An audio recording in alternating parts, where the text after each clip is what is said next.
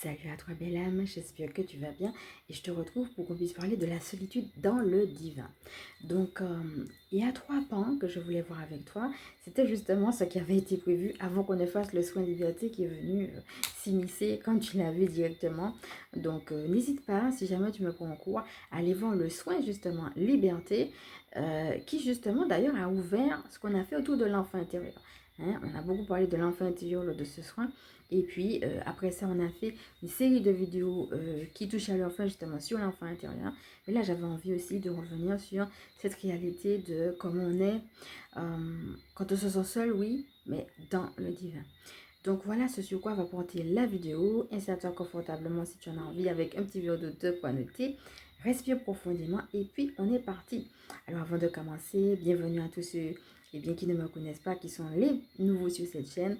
Merci pour vos mots chaleureux et merci de faire partie de cette communauté. Alors, il y aura une présentation de moi à la fin de la vidéo pour celles qui ne me connaissent pas. Et je vous dis tout de suite qu'il y a une annonce autour de la Black Friday. On va en parler en fin de vidéo, donc restez bien à la fin pour pouvoir profiter de la petite promotion qui sera là jusqu'à lundi prochain. Donc voilà, jusqu'au lundi 1er décembre pour celles qui sont intéressées.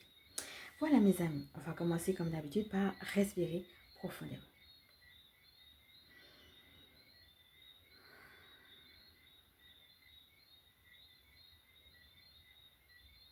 Revenez tranquillement à vous. Et donc, on est parti. Il y a plusieurs réalités autour de la solitude. Et la première, c'est le temps à part. Hein? Se retrouver à part, volontairement. Ça peut être pendant la journée, mais ça peut être pour un temps donné, un temps que vous avez parfois déterminé. Par exemple, pendant une semaine, j'ai envie de me retrouver à part. Ou alors les événements de la vie qui font que vous vous dites, il y a besoin de temps à part. Alors, ça peut être par rapport à quelque chose, vous allez vous préparer à cette chose-là. Quelque chose qui est de l'ordre d'un changement de vie. Hein, par exemple, vous changez, par exemple, il y a une rupture, ou bien vous changez de lieu de vie, ou bien, par exemple, il y a une nouvelle naissance dans la famille, ou un projet particulier, et puis qui va vous demander de l'effort, de l'énergie, etc. Donc, prendre un temps à part pour se préparer à quelque chose. Un temps de solitude dans la présence du divin. Mais cela peut être aussi quand vous avez vécu quelque chose de difficile, vous avez vécu une séparation, vous avez vécu en tout cas quelque chose qui vous a pris de l'énergie d'une manière ou d'une autre. Et donc, ou alors un cycle qui se termine, par exemple, vous travaillez, vous êtes à la retraite, voyez. Donc, ça peut être aussi se poser un petit peu, prendre ce temps à part, ce temps de silence, pour honorer le chemin parcouru, honorer le cycle qui se termine, ou bien pour retrouver de la force, retrouver de l'énergie, retrouver de la régénération avant de partir sur autre chose. Donc voilà, ici on voit déjà 2 choses au niveau de ce temps à part qu'on va prendre. Donc soit après une épreuve, soit avant de repartir. Ça peut être repartir tout simplement dans la vie, ça peut être repartir pour une épreuve. Parce que vous sentez aussi peut-être venir une épreuve, ou bien tout simplement parce que vous l'avez reçu là-haut. Et donc, dans les 2 cas, ça sera comme une parenthèse que vous faites, soit dans vos journées ou soit dans un temps déterminé. Et parfois, c'est Dieu lui-même qui détermine le temps, soit des temps passants. Donc, des fois, c'est aussi son initiative. Et donc, ça va être de juste se retrouver en présence. Alors, il n'y a pas forcément une façon de vivre ce temps de solitude, puisque ça se passe entre Dieu et vous. Ce que je vais justement exhorter, ça va être justement d'être dans une attitude d'écoute, parce que le temps de solitude n'est pas un temps où on ne fait que parler, parler de ses problèmes, parler de ses questions, etc. Le temps de solitude, c'est un temps où justement Dieu, il a besoin de se révéler à nous. Il a besoin lui aussi de nous dire des choses. Donc, le temps de solitude, ça va être ce temps de parenthèse où on se retrouve en Dieu et où s'il y a besoin de parler, on parle, mais aussi avec cette attitude d'écoute. Hein, c'est un peu comme, Seigneur, tu as besoin de me parler, me voici, je t'écoute. Hein?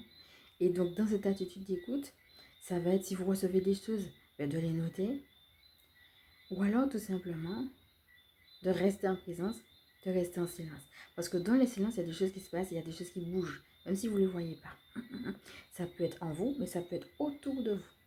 Parfois, c'est autour de vous que pendant que le silence se fait, il y a des choses qui bougent et puis vous ne savez pas. Donc, c'est vraiment ne pas se dire je suis en silence, je perds mon temps, pas du tout. Vous êtes en silence dans une présence qui, elle, œuvre. Parfois, vous pouvez le ressentir à l'intérieur de vous, même physiquement. Et puis d'autres fois, non. Parce que ce n'est pas le but de ressentir. Parfois, on ressent, parfois non. Mais toujours est-il que quand vous posez l'intention de vous retrouver en Dieu, que vous ressentez ou pas, il y a quelque chose qui se passe.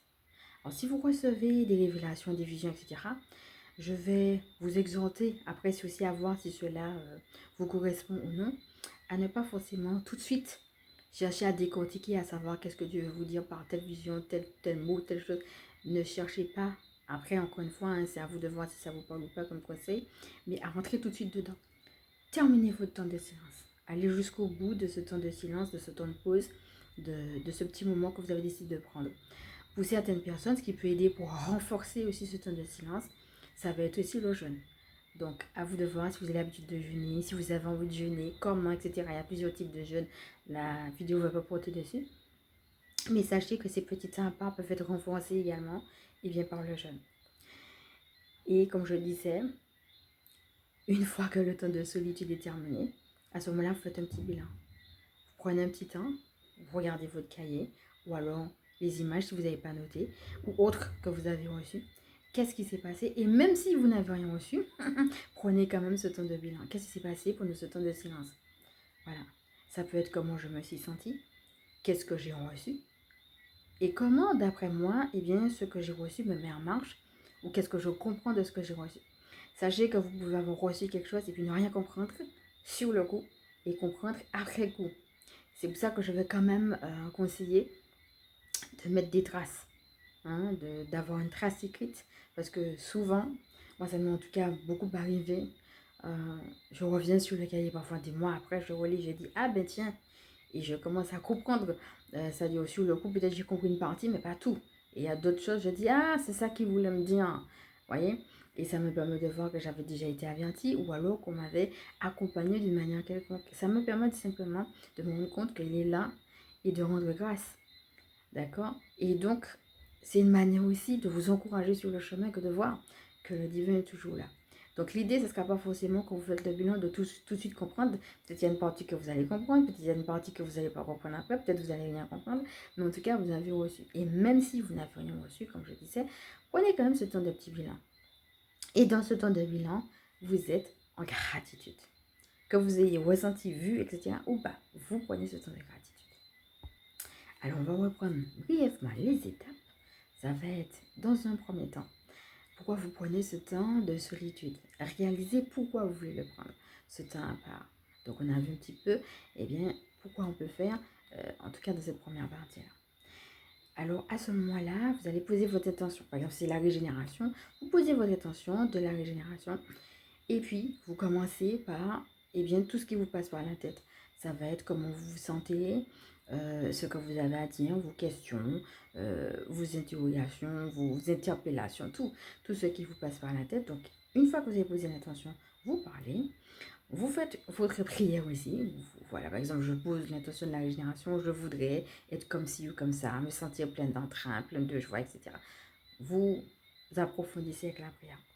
Ça va être une première partie qui est vous. Mais ça va pas être tout le temps de solitude. Si je dis la première partie de ce temps de solitude. Une fois que vous avez fait cette partie-là, vous passez à la deuxième. La deuxième, c'est le silence. Si vous voulez, pour entrer dans ce deuxième temps, vous pouvez même avoir une phrase comme par exemple « Seigneur, me voici » ou « Parle Seigneur, ton serviteur écoute » ou « Je m'abandonne à toi ». À vous de voir. Et il y a une phrase clé, là je vous ai donné quelques exemples que vous pouvez d'ailleurs reprendre. Vous pouvez avoir vos propres phrases clés. Une phrase peut-être qui dit « Ok, d'accord, j'ai posé mon attention, j'ai dit comment j'étais, j'ai fait ma prière. Maintenant, on passe à autre chose. » Et là, c'est autre chose, c'est plus moi là, je reçois. Vous êtes dans cette attitude de réceptivité. Continuez votre temps de silence, c'est vous qui l'avez déterminé, ou la divin lui-même. Ensuite, on passe au bilan. Et dans le bilan, eh bien, on regarde comment on se sent, qu'est-ce qu'on a reçu, comment ça s'est passé. Et on rend grâce. Donc voilà pour aujourd'hui. N'hésite pas à me dire comment ça s'est passé pour toi. Et puis peut-être qu'est-ce qui t'a marqué dans cette vidéo. Tu peux me le mettre en commentaire si tu en as envie. On va respirer avec tout ça et je passe à ma présentation.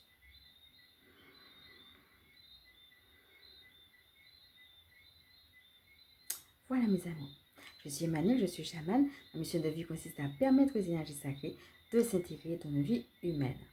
Donc, je propose des soins canalisés, des soins spécifiques, pardon, je dis canalisés, mais en fait c'est une canalisation personnalisée et des soins personnalisés. C'est personnalisé que je voulais dire en fait. Donc également des outils autonomes. Alors sachez qu'avec moi tout se passe par email. Vous allez pouvoir donc retrouver le lien si cela vous intéresse en description et donc recevoir une fiche de présentation qui présente les différentes choses.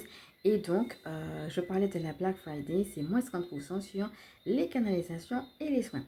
Donc les canalisations c'est justement je me connecte justement au divin, je regarde quel est le message qu'il a pour vous et je vous l'envoie. Et donc ça c'est plutôt pour avoir un positionnement. Hein, c'est quoi la prochaine étape? C'est quoi le positionnement à avoir dans ma situation? Quel est le plan d'action? Où je dois mettre le focus? Ça, c'est plutôt pour les gens qui sont perdus. La canalisation personnalisée. Maintenant, si vous savez déjà, mais que vous avez besoin d'un coup de boost, ça sera plutôt le soin. Et là, je me connecte à votre équipe du ciel et je demande justement à votre équipe du ciel tout simplement de passer à travers moi pour vous donner les énergies dont vous avez besoin pour avoir ce qu'il vous faut. Par exemple, là, on parle du fait d'avoir du boost. Ça peut être, par exemple, prendre un soin avec cette intention, par exemple, d'avoir du boost. Mais encore une fois, c'est pareil, même si vous posez votre intention de départ, sachez que je ne peux pas vous dire à l'avance ce que votre équipe du ciel va faire. Ça sera la surprise pour tout le monde, pour moi aussi. Après, je vous envoie tout simplement un bilan de ce que j'ai reçu. Voilà, je peux vous dire, voilà ce que j'ai vu et voilà ce qu'ils ont fait pendant le soin, etc. Donc, vous pouvez avoir votre intention personnelle, mais il y a aussi eux là-haut qui décident des choses. Et c'est vous qui allez voir aussi comment votre vie change après le soin. Donc, voilà, c'était pour la petite explication. Et donc, les moins 50%, je disais, c'est jusqu'au lundi 1er décembre sur les canalisations et les soins. Donc, n'hésitez pas, si vous en avez besoin, à m'envoyer un email. Et puis, on se retrouve de l'autre côté pour ceux qui en ont envie dans votre boîte mail. Alors, en attendant, avant de partir, comme d'habitude, je vais vous inviter à liker. Si vous pensez que cela peut aider d'autres, à partager, à vous abonner. Je vous fais de gros bisous et je vous dis à bientôt.